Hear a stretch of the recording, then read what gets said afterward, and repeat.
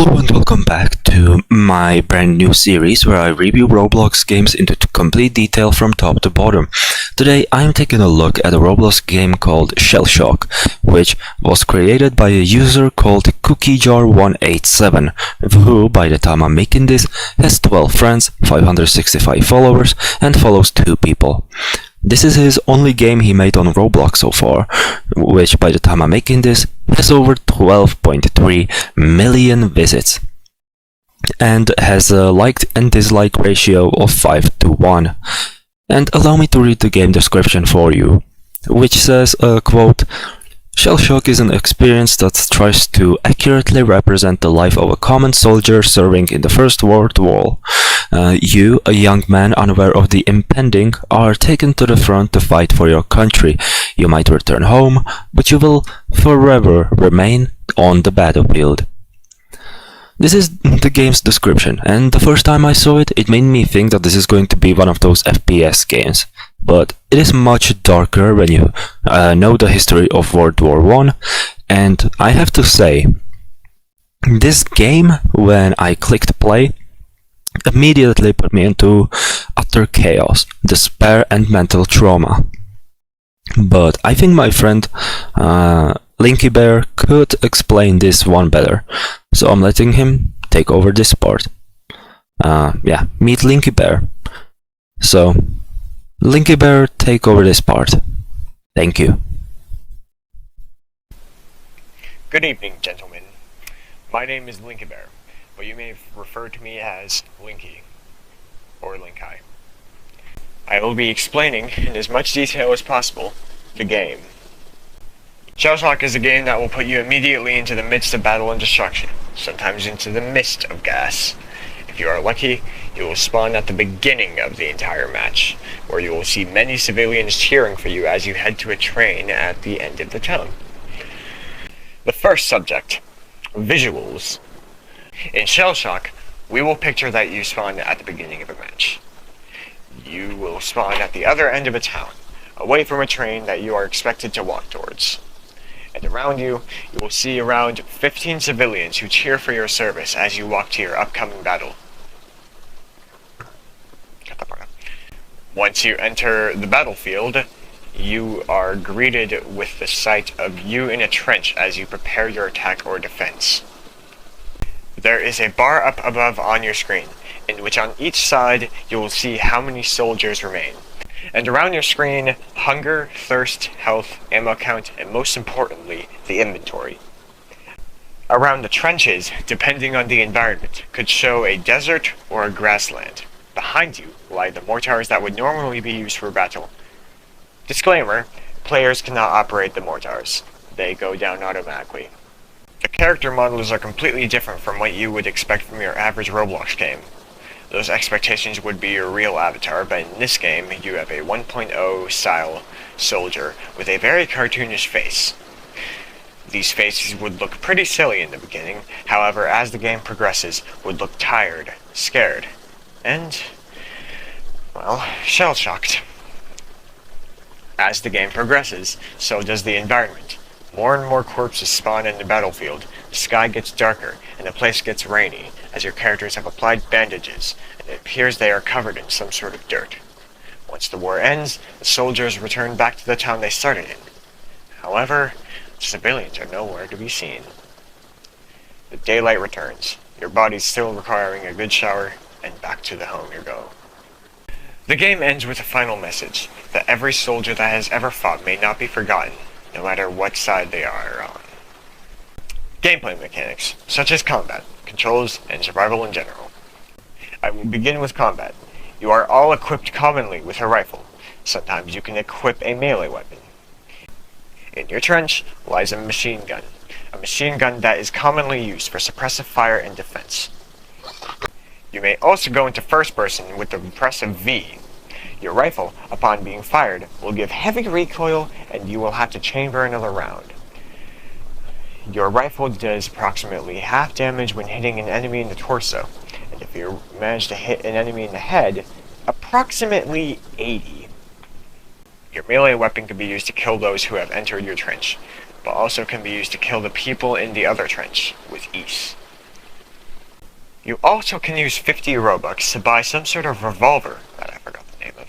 This revolver I have never used before. The controls will be displayed on screen. You will notice that you have thirst and hunger on the top left of your screen. To fill thirst, you will have to fill up your canteen with a jug at the right of the base. And to fill the hunger, also at the right of the base, you will either see biscuits or canned beef. But let's say your hunger is low, and your supplies are gone. You will have to catch a rat by clicking it, and devour the rat. But as you devour it, your health will slowly decrease until you stop. Your thirst is low, and your jug of water is gone. You will have to scoop up some sludge, and then drink the sludge, also taking off some health. The rat hole is just to the left side of the base, and the sludge is on the right. Your survival stats will stay the same even after death, so food and water are necessary. On the fourth wave, all of your supplies will be gone. Pro tip: crawl next to the hole and align your camera in such a way that the rat is coming towards it, and then click it as it approaches. An example will be shown on screen here. Soundtrack and the sound effects will be explained next. The soundtrack. At the beginning of the game, before the war begins, the music is very casual and almost happy. As you walk through the train, you enter the trenches. For approximately 2 waves, the music is professional, as I describe it, and involves a lot of trumpets. In the 3rd wave, however, the trumpets are gone, and the music takes a turn. Before the wave, the piece of music you hear is from Kevin MacLeod. I do not remember the music name, but I know it's from Kevin MacLeod. Once the wave starts, the music intensifies. It still contains some trumpets, and that professional feel. However, this changes in Wave 4. Wave 4 is rather scary looking and sounding. The music takes a turn and starts growing quieter. It plays a piece by Mayu when you spawn called Tiptoe. Once the wave starts, the trumpets return. The intense but still professional sounding trumpets that you would hear in an old school orchestra. In Wave 5, the intermission music remains the same. However, when the wave starts, it turns into intense orchestra with a lot of violins and sometimes trumpets. The professional feel is completely lost in Wave 6, as the music turns into a straight-up intensity. The trumpets are lost, and it's just violins and pianos. This is the final battle, and this battle will be the end of it. Once you make it to the end, all of your characters back to the town and out of the train. The music is just sad, depressing, almost as if you have won, but at what cost? I will quickly explain the sound effects as they are relatively simple. The most prominent sound effects that you will hear are the gunfire and the footsteps. But I will only explain as every wave progresses. You will eventually hear screams. A lot of screams, and even gunfire that is not really there, and at one point, the screams start to resemble those of the Skinwalker screams commonly used in horror games. I will give the wheel to Parsley now. Thank you very much. Thank you, Linky, for talking about the visuals and gameplay. Now, allow me to talk about the points of interest as well as the opportunities. First of all, points of interest definitely win it for me, because there's the trenches and its sheer accuracy of an actual World War I trench, as well as how brutal the conditions were in there. The opportunities themselves are very restrictive. You can play on both teams. Each team is gameplay-wise the same, just a bit different clothing and visuals. On the characters, of course.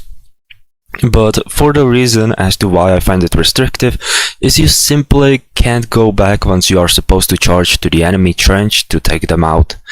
On the other hand, it depicts a cruel reality of soldiers who went through the trenches. It was just a brutal meat grinder back then. I will quickly mention the community here, cause the community is one of the most interesting I've ever seen in a while. First of all, most of the community playing the game are playing it for a roleplay purpose.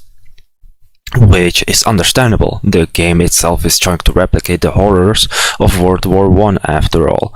To say it simply, the community is nice, but very roleplay-ish.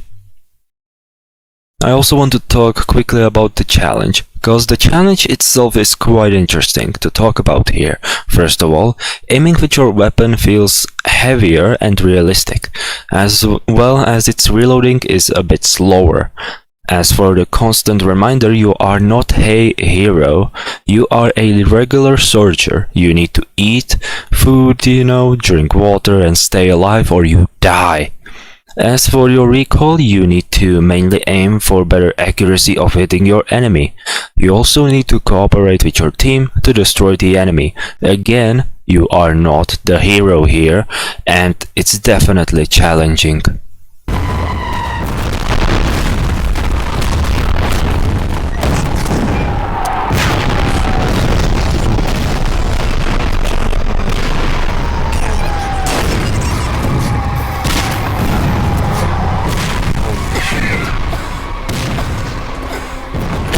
Just killing my teammates.